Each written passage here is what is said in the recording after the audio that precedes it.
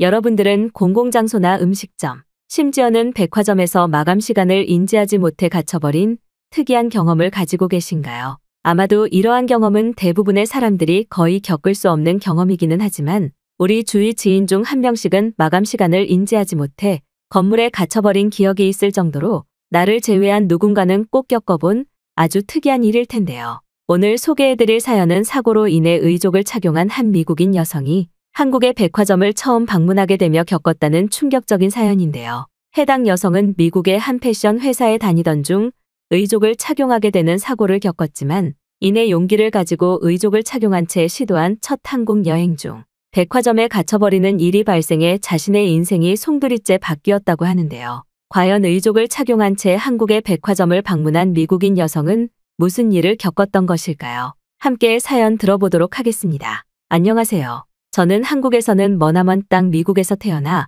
최근 인생에서 처음으로 한국으로의 여행을 다녀온 미국인 여성 론다라고 합니다. 현재 제가 이용하고 있는 이곳 글로벌 커뮤니티 사이트에는 최근 한국 여행에 대한 글이 상당히 많이 올라오고 또 많은 호응을 얻고 있기는 하지만 대부분이 보편적으로 경험할 수 있는 서울 여행이거나 온도레 후기, 그리고 한복에 대한 이야기들이 많아 보여 이번에는 그 누구도 경험할 수 없고 유일하게 저만이 겪을 수 있었던 한국에서의 매우 특별한 경험을 이곳에 공유해 보려고 합니다. 일단 그 전에 간략하게 저에 대한 소개를 하는 것이 매우 중요하다고 생각되는데요. 저는 현재 남들은 인생에서 단 한 번도 착용할 수 없는 오른쪽 다리의 의족과 함께 생활하는 삶을 살고 있으며 이제는 마치 저와 의족이 한 몸인 것처럼 느껴질 정도로 꽤 오랜 시간을 오른쪽 다리의 의족과 함께 해오는 특별한 삶을 살아가고 있는 여성입니다. 제 나이는 27살이고 사고로 인해 의족을 착용하기 전에는 미국의 유명한 패션 회사에 다니며 커리어 우먼의 삶을 꿈꾸고 있던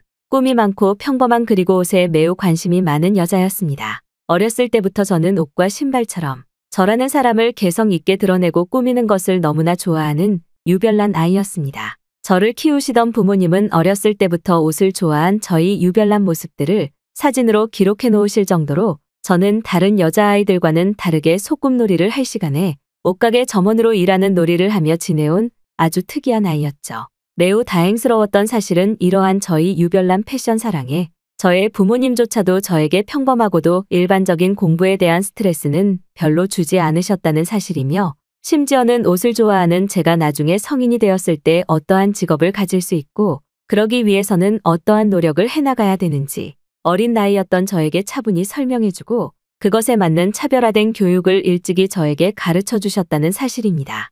학교에 다니던 저 또한 이러한 부모님의 정성을 빠른 시간에 깨닫게 되었고 제가 좋아하는 패션과 관련된 회사를 전문적으로 알아보기 시작하며 그렇게 저는 대학교에 진학하기 전에 이미 확고히 원하는 패션 회사가 있었을 정도로 확실한 커리어 우먼의 삶을 꿈꾸며 노력을 해왔습니다. 이러한 저희 노력은 대학교로도 이어지게 되었고 저를 도와주시는 부모님의 도움을 받아 저는 다른 또래 친구들보다 더욱 빠르게 제가 원하던 한 명품 패션 회사에 취직할 수 있게 되었습니다. 합격 발표를 저희 눈으로 처음 확인했을 때 저는 모든 세상을 다 가진 것처럼 행복했고 어렸을 때부터 제가 좋아하는 패션을 더욱 많은 사람들에게 좋은 영향력으로 보여주어야겠다는 생각 하나로 목표했던 회사에 들어간 것이었기 때문에 회사 생활에서의 어떠한 어려움도 잘 이겨낼 수 있을 것이라는 의지마저 더욱 확고해지게 되었죠. 하지만 처음 들어간 미국의 패션 회사는 제가 생각한 것처럼 만만한 곳이 아니었습니다. 모든 사람이 예민한 상황에서 1분 1초가 아까운 회의들이 연속으로 이어지게 되었고 그러한 와중에 신입이었던 저는 이곳저곳 불려다니며 전혀 알지도 못했던 용어들을 처음 접한 채 저의 몫을 해내기 위해서는 끈질긴 노력을 할 수밖에 없었죠. 하지만 누구나 그렇듯이 처음 겪은 회사 생활은 저에게 크나큰 스트레스를 주었고 그 어떠한 어려운 상황도 이겨내겠다던 저의 의지와는 다르게 어느 날부터는 회사에 출근하는 것이 점점 두려워질 정도였습니다. 그리고 그러한 회사 생활의 스트레스는 결국 지금의 의족을 착용한 저를 만들게 되는 큰 사고의 원인이 되었습니다. 그날도 여느 날과 다름없이 저는 회사에서 선임들의 구박을 받고 있었고 모든 회사 업무가 종료된 뒤에는 이러한 스트레스를 풀기 위해 친구들과 함께 제가 좋아하는 쇼핑을 하며 맥주를 마시기로 이미 모든 일정에 약속이 되어 있던 상태였습니다. 그렇게 저는 회사를 퇴근 후 친구들과 만나 쇼핑도 하고 맥주도 한 잔씩 하며 기분 좋은 하루를 마무리하게 되었죠.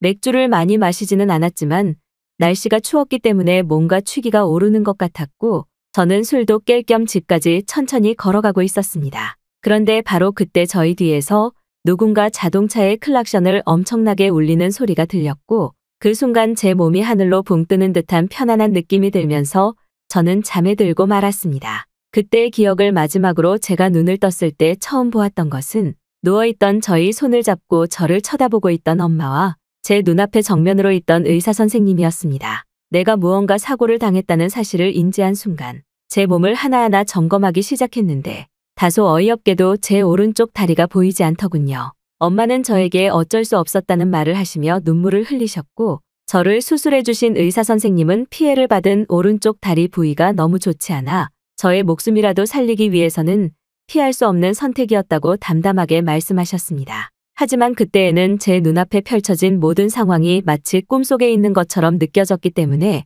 당시에는 별다른 화가 나지 않았습니다. 그때는 그것의 무게를 전혀 알지 못했습니다. 그날 이후 제가 평생 의족을 착용하고 남들과는 전혀 다른 삶을 준비하고 살아가야 된다는 사실을 말이죠.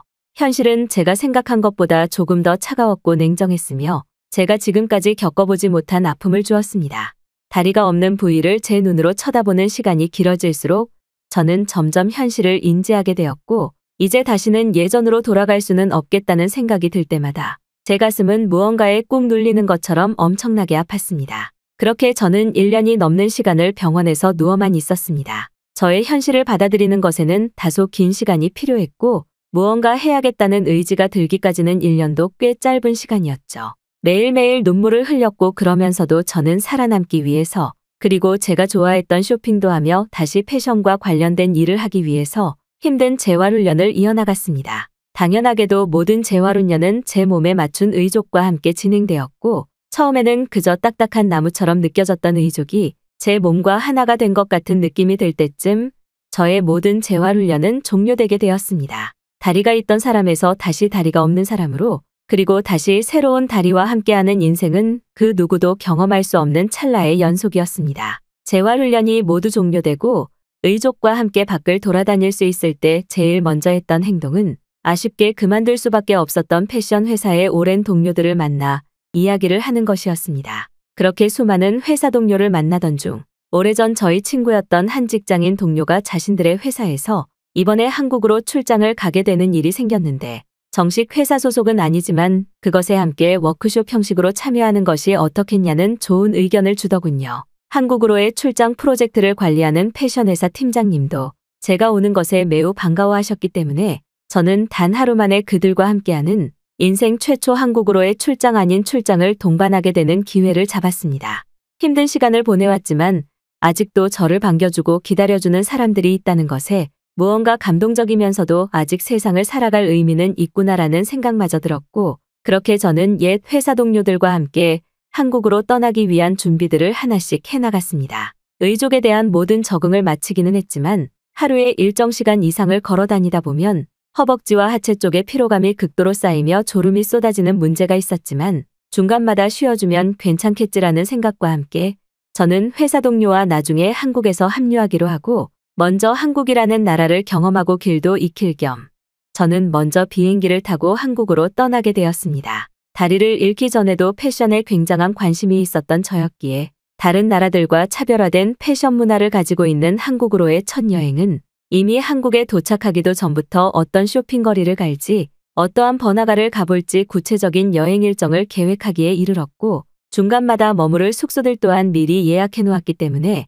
저는 한국에 도착하자마자 그 즉시 한국의 초대형 백화점으로 달려갈 모든 준비를 마친 상태였죠. 모든 나라에 있는 브랜드들이 한국의 백화점에도 거의 동일하게 있겠지만 백화점에 모인 한국인들의 패션을 보는 재미와 한국에서 새롭게 재해석한 패션 관련 매장들을 살펴보는 것은 다리를 잃은 사고로 병원에만 누워있던 저에게 꼭 해보고 싶었던 일 중 하나였기 때문입니다. 비행기에서 처음 내려 도착한 한국의 공항을 살필 새도 없이 저는 공항에서 제일 가까운 한국의 한 백화점에 들어가게 되었고 저의 의족이 누군가에게 불편한 상황을 만들 수도 있기 때문에 의족을 가리기 위한 긴 바지를 입는 치밀함까지 보인 뒤 저는 최대한 평범하게 걸어다니며 한국의 백화점 내부를 하나씩 구경하기 시작했습니다. 무언가 거창하게 말했지만 저는 그저 제가 경험해보지 못한 한국의 백화점을 돌아다니고 있다는 것 자체에 엄청난 성취감을 느끼는 단순한 사람이었고, 그렇게 느지막한 오후에 입장한 한국의 백화점은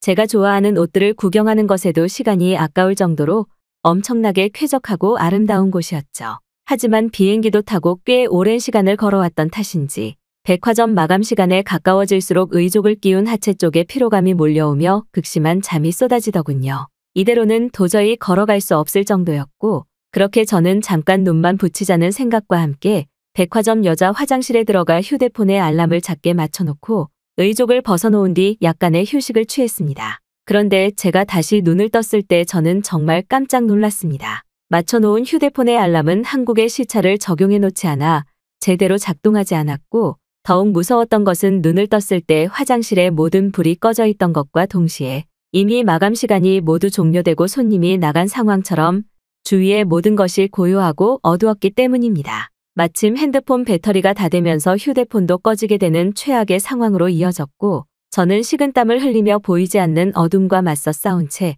힘겹게 의족을 착용하고 화장실 밖으로 천천히 걸어 나오고 있었습니다. 하지만 그날 매우 많은 걸음을 했던 탓인지 의족을 끼우는 하체의 부위가 너무나 아프게 느껴졌습니다.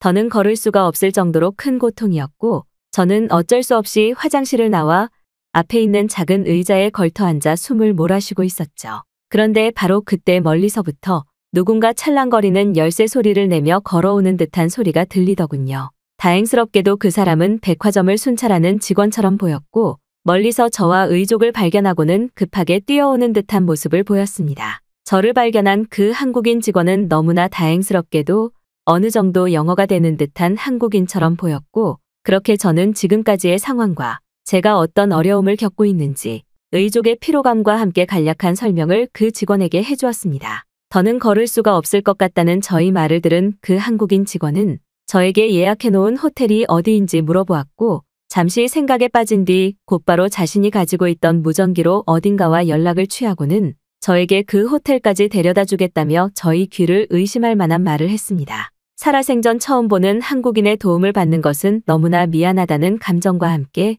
저는 생각에 빠지게 되었는데, 그 모습을 지켜보던 한국인 직원은 의족을 끼우고 걷는 것은 무리이지 않겠냐면서 백화점에 준비되어 있는 직원용 차량이 있는데 괜찮다면 그곳까지 자신이 저를 업어서 가도 되겠느냐는 말과 함께 차에 탄 뒤에는 호텔까지 안전하게 갈 수 있을 것이라며 예상 밖의 놀라운 친절을 보여주었습니다. 그리고는 자신은 전혀 이상한 사람이 아니라는 사소한 농담과 함께 백화점 직원 명찰과 명함을 저에게 보여주며 안심하라는 말까지 해주더군요. 확실히 저는 더는 걸을 수 없을 것 같았고, 어쩔 수 없이 그 한국인 직원의 친절한 요청대로 그의 등에 업힌 뒤 무거운 의족을 가방 안에 넣고는 그의 도움으로 지하주차장까지 업혀가는 저로서는 너무나 미안한 기적 아닌 기적을 경험하게 되었습니다. 그 한국인 직원분은 무거운 저와 의족을 동시에 드느라 엄청난 땀을 흘렸고, 중간마다 휴식을 취해도 되겠냐는 그의 요청과 함께 그렇게 한쪽 다리가 없는 저와 한국인 직원의 동행은 무사히 지하주차장에 도착하는 성과와 함께 차량에 탑승하게 되었죠. 제가 태어난 미국에서는 의족을 착용한 사람을 가까이 하면 좋지 못한 일이 일어난다는 미신을 믿는 사람도 매우 많았기에 아무런 거리낌 없이 저를 도와준 한국인 직원의 호의는 제가 세상을 돌아볼 수 있게 되는 소중한 계기가 되었습니다. 마치 한국에서는 제가 의족을 착용하는 것에 그 어떠한 차별도 없는 것처럼 느껴졌고, 미국에서보다 더욱 편안한 생활이 되겠구나라는 생각과 함께 제가 살던 미국에서의 불편한 생활들이 떠오르며 다시는 미국으로 돌아가고 싶지 않다는 생각이 제일 먼저 들더군요. 그렇게 저는 그 한국인 직원이 운전해주는 차를 타고 무사히 예약해놓은 호텔에 도착할 수 있었고, 저는 엄청난 땀을 흘리고 있는 그에게 감사한 마음이라도 전하고 싶어 핸드폰 번호를 가르쳐달라는 요청을 했는데, 그도 흔쾌히 그것을 승낙하고는 저에게 자신의 이름과 번호가 적힌 종이 그리고 백화점 직원 명함을 주었습니다. 그리고 지금은 그때 당시 용기 있게 저를 도와주었던 그 한국인 직원 남자친구와 함께 저의 의족마저 이해해주는 소중한 사랑을 한국에서 계속 이어나가고 있죠. 그때의 일은 제가 미국으로 다시는 가지 말아야겠다는 결정을 내려주는 것과 함께 한국에서 살아가고 또 사랑할 수 있는 용기를 저에게 심어주었기 때문입니다. 만약 그때 지금의 한국인 남자친구의 도움이 없었다면 저는 기나긴 어둠 속에서 홀로 백화점 직원을 찾아다니는 웃지 못할 경험을 했을 수도 있을 것 같네요. 또 만약 미국에서 이러한 일을 겪었다면 저는 도움을 받기는커녕 도둑으로 몰리지 않았을까라는 웃지 못할 생각도 듭니다. 어떻게 들으셨나요? 사고로 인해 한쪽 다리를 잃고 의족과 함께 살아가던 미국인 여성이 한국으로의 이민 결정과 자신의 삶을 돌아보게 된 아주 특별한 백화점 폐점 사연이었던 것 같은데요. 아무런 차별 없이 도움의 용기를 보여준 한국인 백화점 직원분에게 감사하다는 말씀을 드리며 우리 또한 우리 주변의 사람들에게 도움을 줄 수 있는 순간을 놓치고 있던 것은 아닌지 주위를 한번 돌아보게 된다면 너무나 좋을 것 같습니다. 지금까지 외국인들의 감동적인 사연을 전달해드리는 나라튜브였습니다. 진심으로 고개 숙이며 구독과 좋아요, 그리고 독거노인을 돕기 위한 멤버십 가입을 부탁드리며 행복한 하루 보내시기를 기원하겠습니다.